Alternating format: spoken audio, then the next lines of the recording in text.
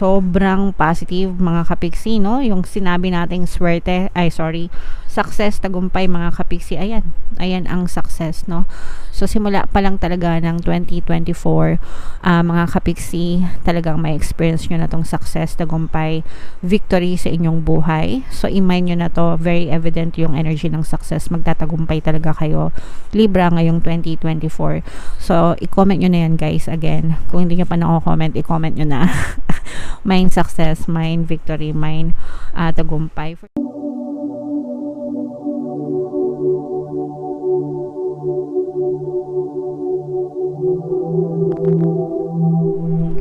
Hello guys, hello mga kapiksi, Happy New Year, Happy 2024 sa inyong lahat.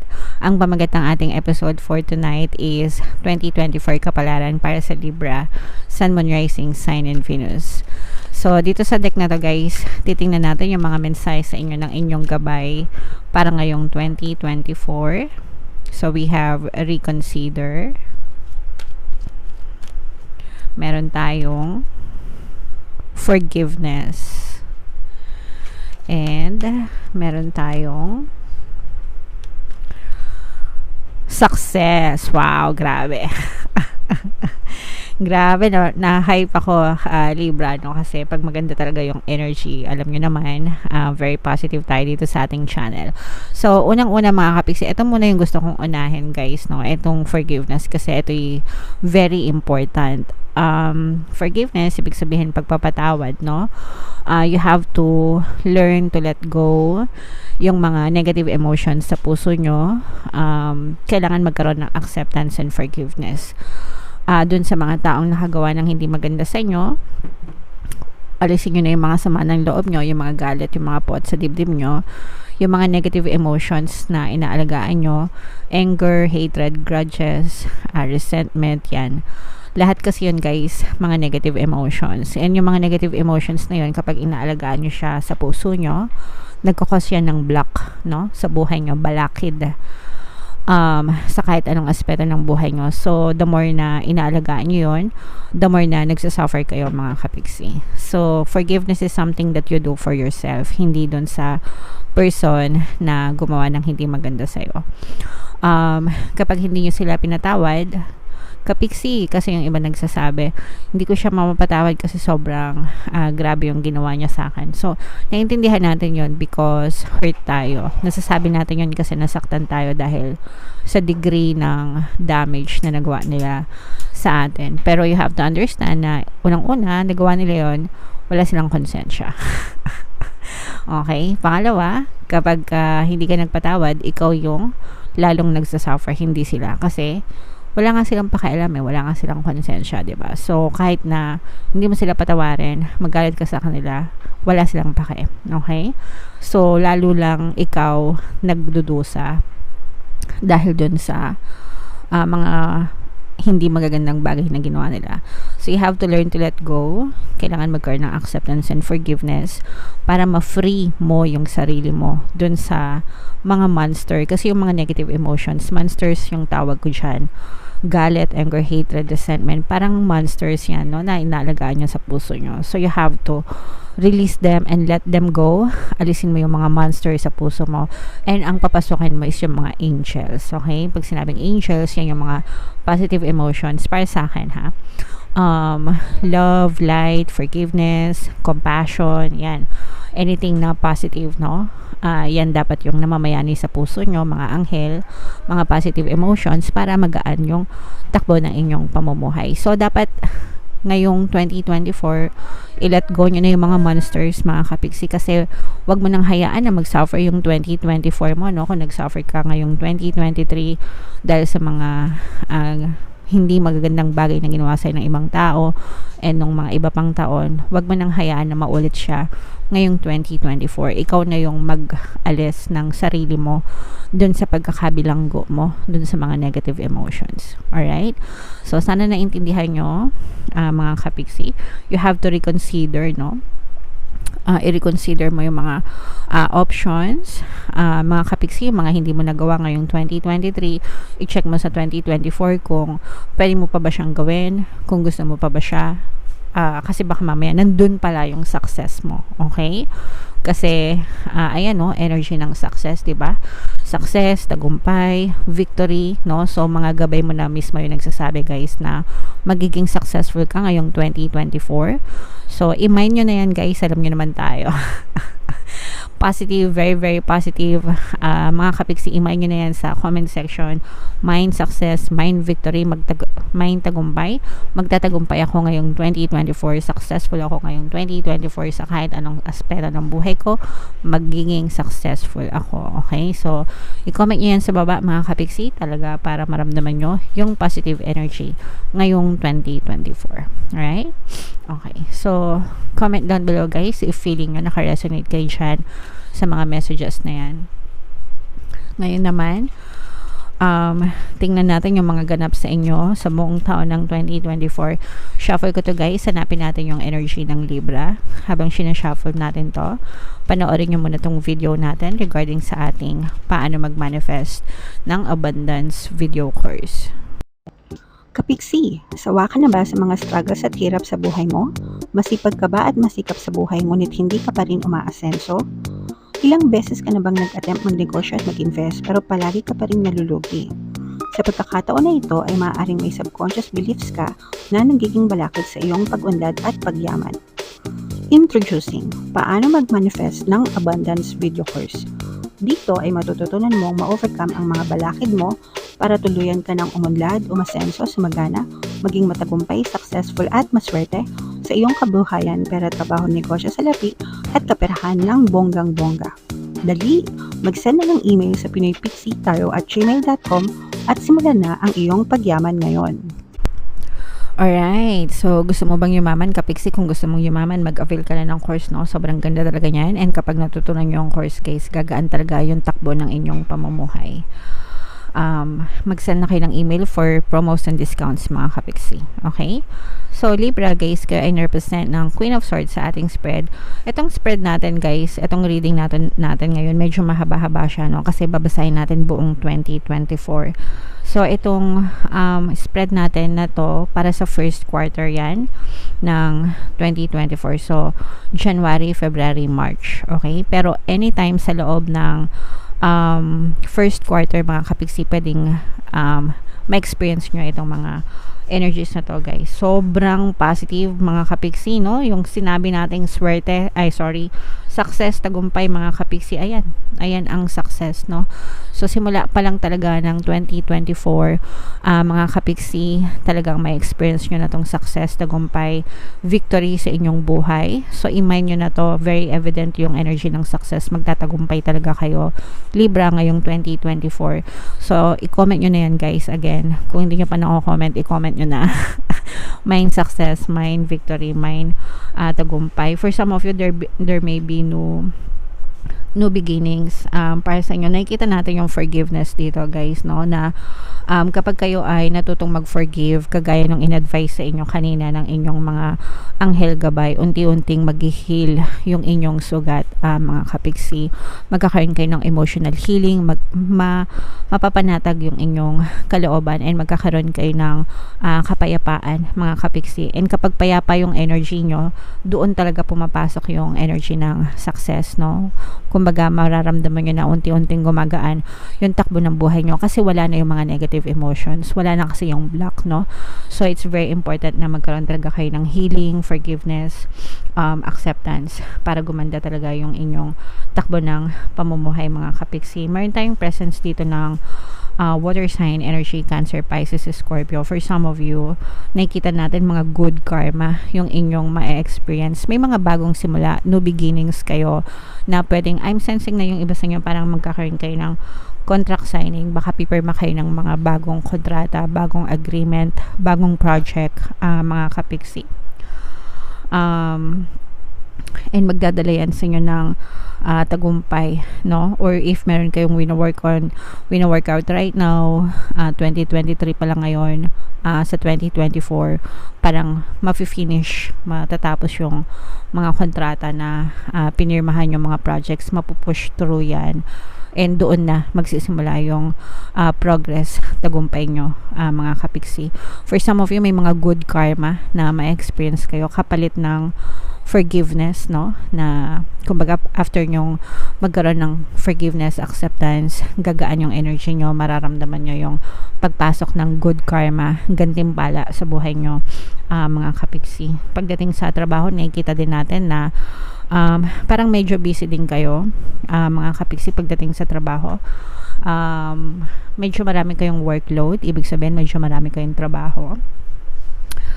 Parang kaliwat kanan, I'm sensing na yung iba sa inyo, kaliwat kanan, ibig sabihin parang meron ka ng full-time job, tapos yung iba sa inyo magkakaroon pa ng side job, side hustle, extra income, ganyan. Kaya medyo abala kayo pagdating sa inyong trabaho, mga kapiksi. Sa inyong relationship, water sign energy, mga kapiksi, kung bago pa lang yung relationship nyo, mararamdaman mo yung true intention ng iyong partner o specific person. Kung kayo naman ay matagal na sa relationship, parang nare-rekindle yung inyong relationship nitong partner mo o ng iyong specific person. Okay? So, very nice, super ganda. Simula pa lang ng 2024. Second quarter, ayan guys, grabe. Second quarter ng 2024, mga kapiksi, ito'y April, May, June. Swerte ang nag-aantay sa inyo, guys, no? Papasok na yung swerte ngayong second quarter ng 2024 sa inyo. Meron tayong presence ng fire element, Aries, Leo, Sagittarius, water sign, Cancer, Pisces, Scorpio. For some of you, you may be dealing with these people. For some of you, maaaring may ganito kayo sa inyong natal chart. Ito yung swerte na sinasabi natin. Okay? So, success, tapos swerte, energy ng swerte. So, imay nyo na to, mga kapiksi, no? Maganda itong sign, no? Maganda itong mensahe na magiging maswerte ka ngayon 2024. Imay nyo na yun sa comment section. Mine swerte, mine good fortune, mine success, diba? At saka hindi lang ito sa pera, mga kapiksi, no? Pati sa relationship, magiging swerte ka rin sa iyong relationship, romantic relationship, at saka yung non-romantic na relationship. Yung non-romantic relationship, mga kapiksi, yan yung mga relasyon nyo sa kaibigan, sa kapamilya nyo, sa mga kasamahan nyo sa trabaho, ganyan. So, meron kayong ganyang magandang energy, swerte. Parang swerte kayo sa mga tao sa paligid nyo, swerte kayo sa yung mga extroverts. Hello sa mga extroverts. Feeling ko mag-shine kayo ngayon, 2024, if you are into networking or parang anything na may kailangan ng maraming tao. Okay? So, yung usual yan, mga networking, ganyan. Or if lumalabas kayo para sa mga events, nag-i-invite ng people, ganyan. So, maaaring makatulong yan sa inyo. Nasa inyo yung energy ng good luck, Libra. For some of you guys, no, meron tayong nararamdaman na toxic energy. Parang meron kayong kinakatakutan, guys. Meron kayong kinakatakutan, somebody na who is very controlling, somebody na parang very manipulative, mga kapiksi. Pwedeng pwedeng sa trabaho mo, kung let's say for example natatakot ka sa boss mo or sa amo mo kasi medyo masungit siya, or parang nililimitahan kayo yung mga oras nyo, ganyan. Merong mga ganun kasi na employer na parang very limited lang yung oras mo, parang binabantayan lahat ng kilos mo, binabantayan lahat ng galaw mo, and parang yung iba sa inyo medyo takot na takot kayong magkamali, no? Kasi parang feeling nyo palagi kayong paparusahan itong person na to. Or baka sa boss nyo, ganyan, pagka may mga micromanager na boss, di ba, may mga gano'n na parang lahat na lang ng gawin mo, tinitingnan nila, ganyan. So, makisama lang ng mabuti, mga kapiksi, and pwede nyong pakinggan yung ating pampaswerte sa trabaho na subliminal, yung ating pampabait ng boss and mga kasamahan sa trabaho. So yung subliminal na yun, if in case na nakaka-resonate kayo dyan sa energy na yan, if in case na may experience nyo yan sa 2024, pwede nyo pakinggan yung subliminal na yun para bumait yung mga boss nyo and yung mga kasamahan sa trabaho, mga kapiksi. At saka yung iba sa inyo, parang medyo nagiging inferior kayo. Parang pag sinabing inferior, parang inferior, yung parang palaging takot, parang palagi nyo iniisip ano kayang iniisip nila sa akin, anong sinasabi nila sa akin, yung mga ganon. So don't mind them, no? Ang importante is what you think about yourself, how you feel about yourself, mga kapiksi. It's all you. Your reality is all about you, not about other people. So make sure na yung energy mo ngayong 2024 ay focus mo sa sarili mo, okay? The more you feel good about yourself, the more na maganda yung tingin mo sa sarili mo, you don't have to worry about other people sa paligid mo, okay? Alright, so yan yung mga mensahe sa'yo, mga paparating sa'yo ngayong second quarter. Yung third quarter ng 2024, mga kapiksi, angel number 444, i-check nyo yung ibig sabihin yan. Baka may additional na mensahe sa inyo ang inyong mga anghel gabay. For some of you, negative and positive ito guys, mas marami yung positive, wag kayong mag-alala. Sa negative natin, may nakikita tayong conflict nyo with another person and magdadala siya ng parang medyo problema sa inyo kasi baka may makaaway kayo, baka magkaroon kayo ng conflict with another person, pwedeng kaibigan, pwedeng romantic. Sa romantic guys, normal yan, no? I mean, normal na nagkakaroon tayo ng conflict with our partners because magkaiba kayo ng preference, hindi dahil sa hindi nila kayo mahal o hindi nyo sila mahal, di ba? It's because magkaiba kayo ng preference, yun lang yun. So kailangan nyo lang i-overcome, kailangan nyo lang mag-set ng expectation sa isa't isa, and kailangan nyo lang mag-compromise para maging ma-okay yung inyong relationship, mga kapiksi, okay?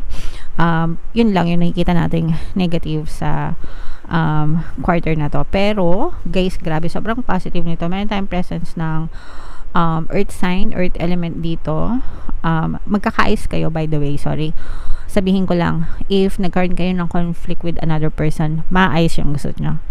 Magiging peaceful din yan, pero magiging parang ano lang siya, parang first time nyo na mag-away nitong person na to, or parang first time na mangyari sa inyo yung ganong klaseng event, kaya medyo shocking siya, pero magkakais din kayo nitong person na to, don't worry, okay?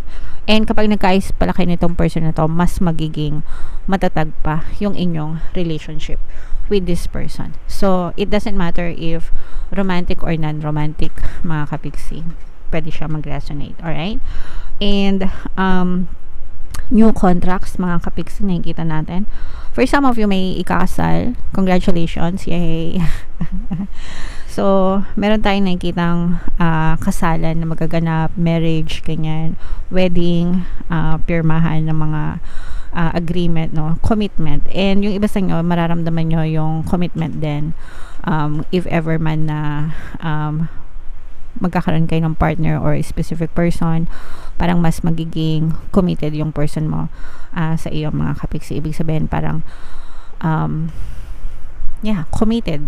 Kumbaga parang mas magiging seryoso yung relationship nyo, mas magko-commit siya sa'yo, ganun, no, sa relationship. Mas iintindihin niya kayo sa relationship, alright?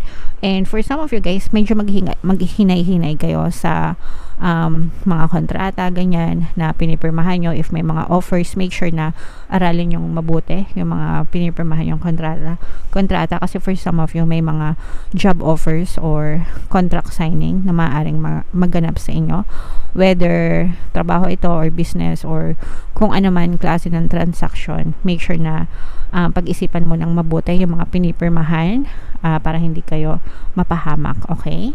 So yan yung nakikita natin sa third quarter ng 2024. And yung last quarter, mga kapiksi, 2024, ito ay October, November, December.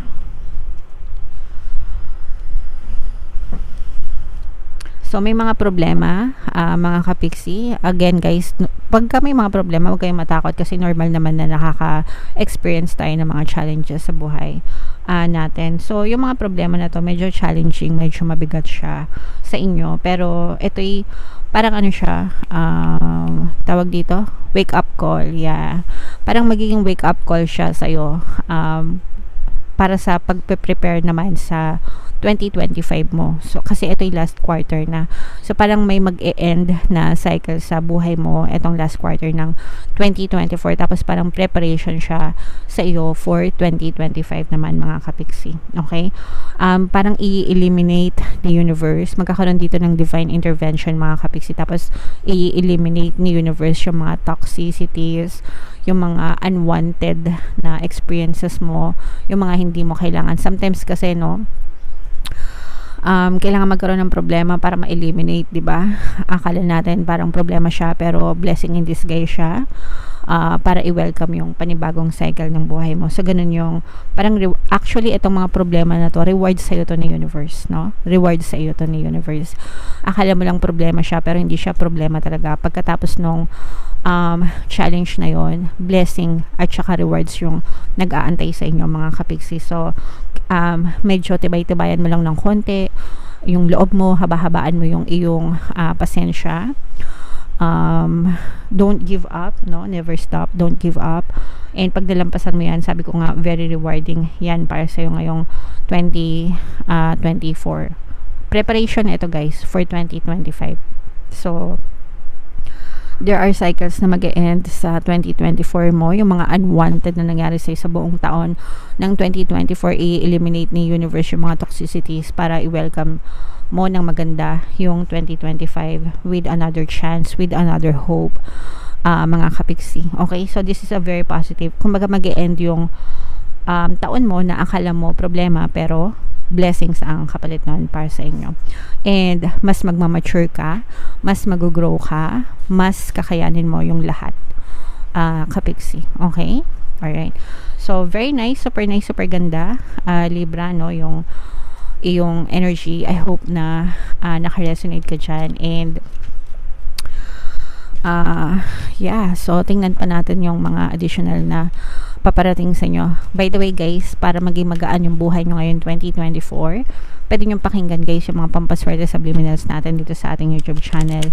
Pampaswerte sa kabuhayan, pera, trabaho, negosyo, salapi, sa relationship, meron din. Libre lahat sa YouTube, mga kapiksi. Pakinggan nyo para maging maswerte kayo. And meron din tayong email coaching. Naka-flash sa screen nyo yung ating email coaching. Manifest your desires using the law of attraction. If mind kayo mga specific na gusto nyong i-manifest, pwedeng love and relationship, pwedeng money or career, pwede kayong magpabook ng email coaching session with me, mga kapiksi. Mag-send lang kayo ng email sa pinaypixitaro@gmail.com. So, ito yung mga additional na mensahe para sa inyo. This is a brand new journey, guys, for 2024.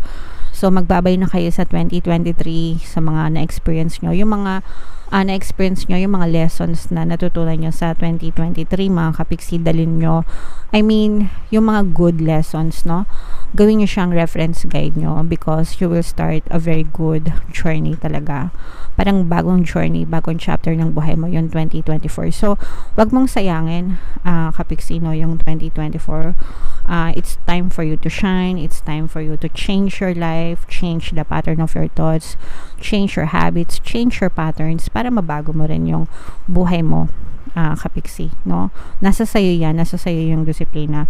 Maging excited ka sa mga blessings at pagpapala na ibibigay sa'yo ng 2024, lalo na yung mga success, mga rewards, no? At saka swerte, di ba? Yun yung nakita natin sa simula ng reading. So, ang kinin mo lahat yan, and maging masaya ka sa yung journey ngayong 2024. For some of you, sa relationship, nakita naman natin na may mga conflict, may mga away. Normal yon, guys. Again, normal yon sa relasyon na walang couple na hindi nag-aaway. Ang importante is mag-grow yung relationship nyo. Malaman nyo yung totoong intention nyo sa isa't isa. Ma-realize nyo kung gano'n nyo kamahal yung isa't isa and how far will you go para maipagtanggol, maipaglaban yung inyong relationship with one another, mga kapiksi. Alright? And mga resources available para sa inyo, mga kapiksi. At saka, yung sinabi ko nga kanina, di ba, parang may mga big projects, big clients na mararanasan, ma-experience kayo, mga kapiksi, ngayong 2024. So, angkinin nyo lahat yan, mga kapiksi. Alright? And, bibigyan kayo, this is a new chance sa inyo. Binibigyan kayo ng new chance ni universe ngayong 2024 para ayusin nyo yung buhay nyo. So, wag nyong sayangin, mga kapiksi. Alright? Okay, so comment down below, Libra, if feeling nyo naka-resonate kayo. Guys, pwede nyo itong panoorin ng paulit-ulit, no? Pwede nyo panoorin ngayon, bago matapos yung 2023, pagpasok ng 2024, and for the rest of 2024, pwede nyo siyang ibangga dun sa inyong mga monthly readings para ma-refresh sa inyo yung energy, mga kapiksi. Alright? Thank you so much, guys, sa pagsama nyo sa akin ngayon 2023, and sana sa 2024 magkakasama pa rin tayo. If ever na hindi kayo naka-resonate dito, try nyong panoorin itong ating pick card version 2024 kapalaran. Baka nandiyan yung energy nyo, and ito naman yung ating success stories ng paano mag-manifest ng abundance video course. Thank you for liking, sharing, and subscribing, guys, and see you again next time. I love you all. Have a nice day. Bye-bye.